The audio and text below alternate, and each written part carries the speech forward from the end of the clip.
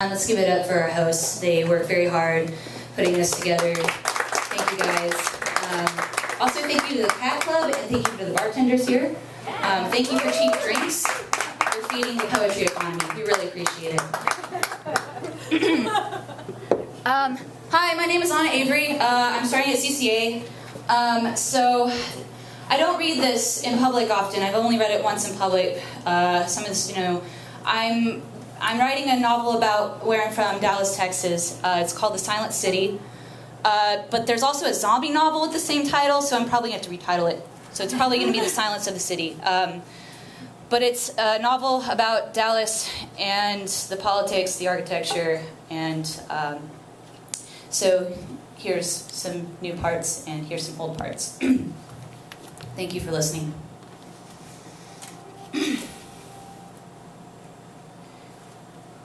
Here is a notebook crafted out of necessity. I am in the land of smiles, ashtrays on the patio, expensive tans, inexpensive beer, short shorts, nails freshly done at the salon, the cicadas singing so loud it sounds like there are rattlesnakes in the trees, but the foliage yowls and hums so often we don't notice. The summer static. You can't change the heat, it's always in the hundreds.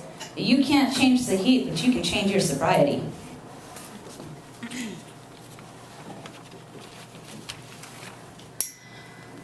I wanted to find a love in the empty space of the Texas landscape.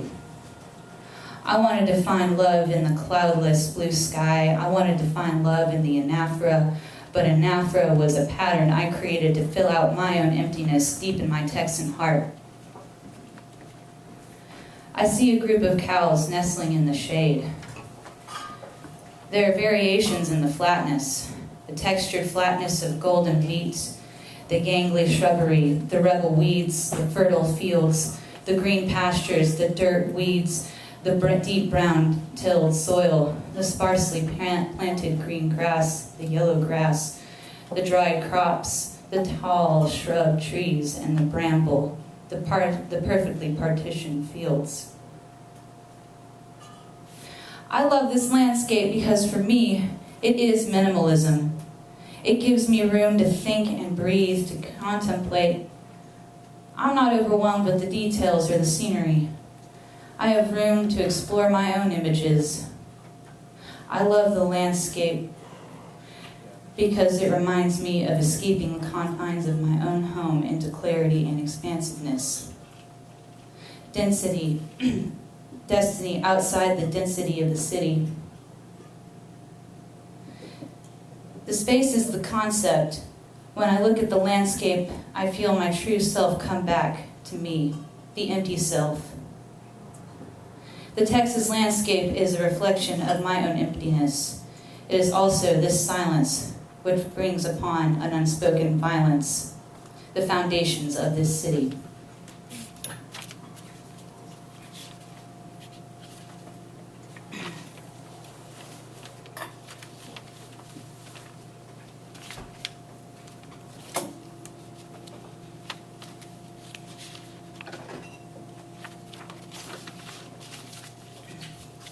Part 2, Ray David. Hey Mama, I'm going to Liz's house to spend the night. Could you drop me off? Sure, what time will you be home tomorrow? Ray looks down and then looks at her mother in the eye. I'm not sure, Mama, but I'll give you a call. Ray steps inside of her mother's car. Her mother chain smokes and doesn't roll down the windows. The radio runs advertisements about used cars and sales for fall. The sun shines bright through the pecan trees. Ray's mom turns the station to classical music. Mama, all classical music sounds the same. Can I change it? No, you're going to listen. You get to listen to the radio all the time. We're keeping it. Ray looks outside of the window. The car goes 10 miles under the speed limit.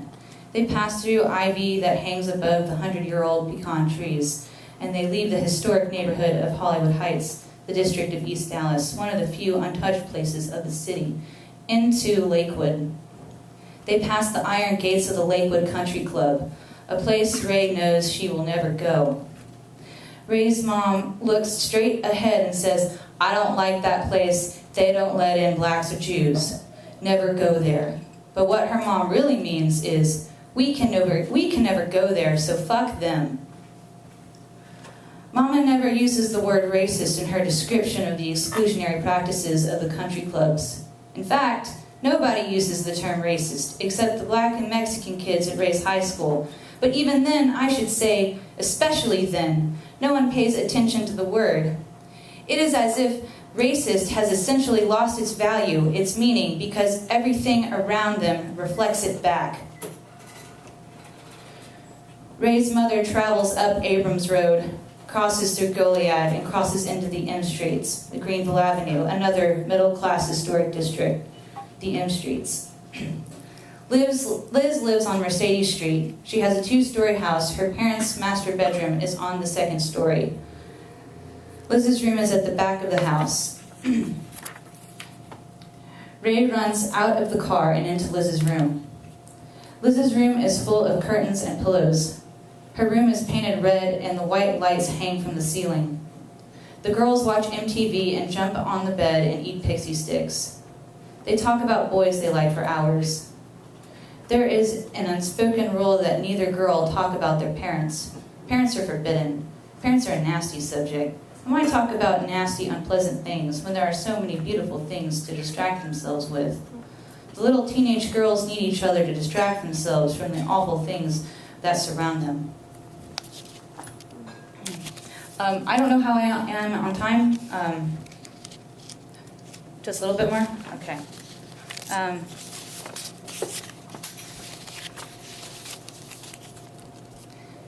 I think I'm good. And that's fine. Thank you.